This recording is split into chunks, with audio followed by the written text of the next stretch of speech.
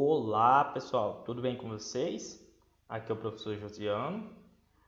Então, nessa aula de hoje, eu quero iniciar compartilhando com vocês uma mensagem que fala o seguinte: o nosso socorro está no nome do Senhor, que fez os céus e a terra. Salmos 124. Então, pessoal, nessa aula de hoje nós vamos fazer as correções das atividades que foram passadas na aula anterior. Ok? Então vamos lá. Na aula anterior nós falamos sobre a urbanização e a rede urbana. Então, durante o processo de urbanização, há uma migração gradativa da população do campo para a cidade, fazendo com que o meio urbano cresça mais do que o meio rural. Esse movimento do campo para a cidade é chamado de quê? De êxodo rural, né? Ou migração rural urbana. Então, segundo as projeções da ONU, em 2050, cerca de 70% da população mundial viverá no meio urbano. Em 2020, a ONU estima que cerca de 30 cidades brasileiras terão pelo menos 1 milhão de habitantes. E o Brasil terá 2 aglomerações urbanas, né, com pelo menos 10 milhões de habitantes, as chamadas megacidades. Quais são essas megacidades? São Paulo e Rio de Janeiro.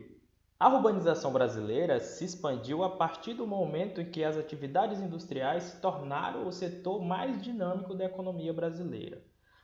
Os ciclos econômicos da cana-de-açúcar e da mineração foram capazes de provocar o famoso êxodo rural, né? Como ocorreu com as atividades industriais. Então, as áreas que a cidade ocupa e o terreno com as suas características, relevos, são chamados de sítio urbano, né?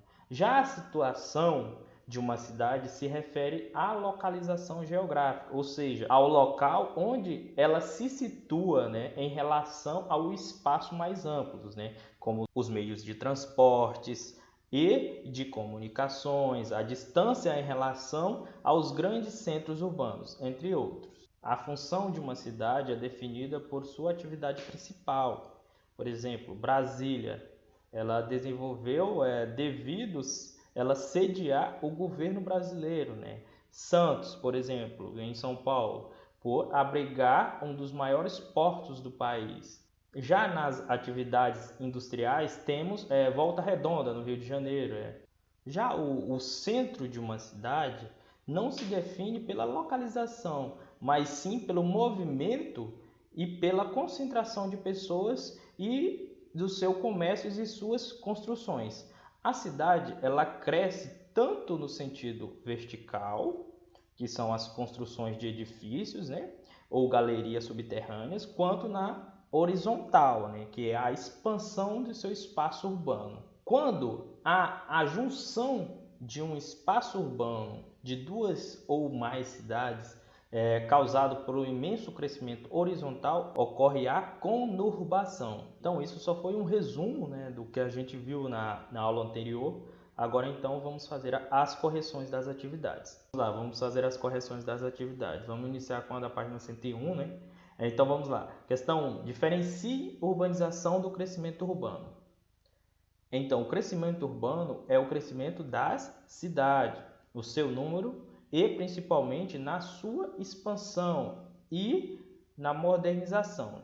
Já a urbanização é o crescimento do meio urbano maior do que o rural, ou seja, ele só existe quando há intensa migração rural-urbana, quando a sociedade vai deixando de ser rural e agrária e passa a se tornar urbana e industrial. Questão 2. Na sua opinião, por que muitas pessoas deixam o espaço rural e passam a viver nas cidades?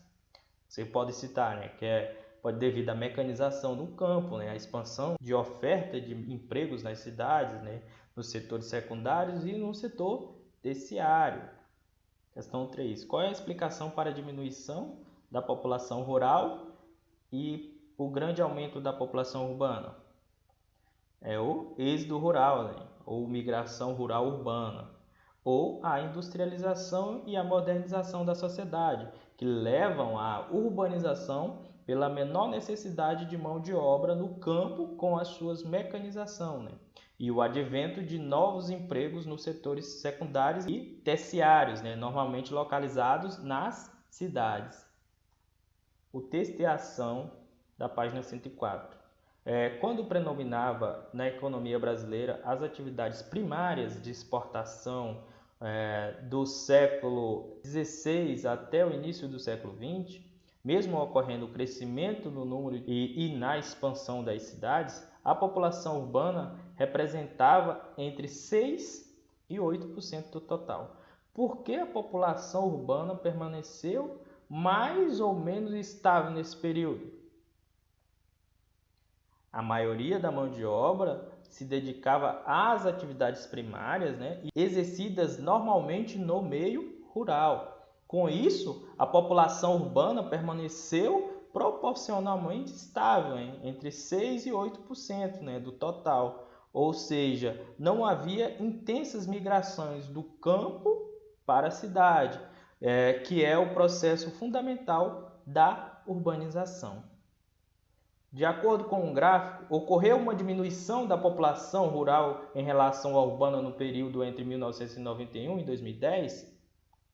Sim, houve uma diminuição, pois a população rural diminuiu de 35,8 milhões, ou seja, 24% da população, em 1991, para 25,5 milhões em 2010, 16% da população.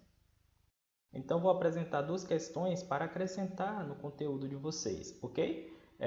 Um dos fatores fundamentais para a expansão da urbanização no Brasil foi, a partir do momento em que a atividade industrial se tornaram um setor mais dinâmico na economia brasileira, né? Os ciclos econômicos da cana-de-açúcar e da mineração não foram capazes de provocar o êxodo rural, como ocorreu com as atividades industriais.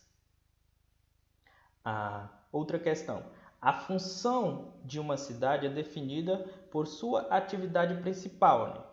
Brasília e Santos, exemplos de cidades cujas suas funções são, respectivamente, Brasília e Santos se desenvolveram, respectivamente, por sediar o governo brasileiro e por abrigar um dos maiores portos do país, né? Nas atividades industriais tem-se Volta Redonda, né? Já nas militares tem Natal, né? Rio Grande do Norte. Nas religiosas, Aparecida, São Paulo. E nas universitárias, Viçosa, Minas Gerais. Ok, pessoal? Qualquer dúvida com relação ao conteúdo ou com relação à atividade, eu vou estar de plantão durante o período da aula. Vocês podem me mandar mensagem, tanto na plataforma quanto aqui no WhatsApp. Ok? Então, até a próxima aula.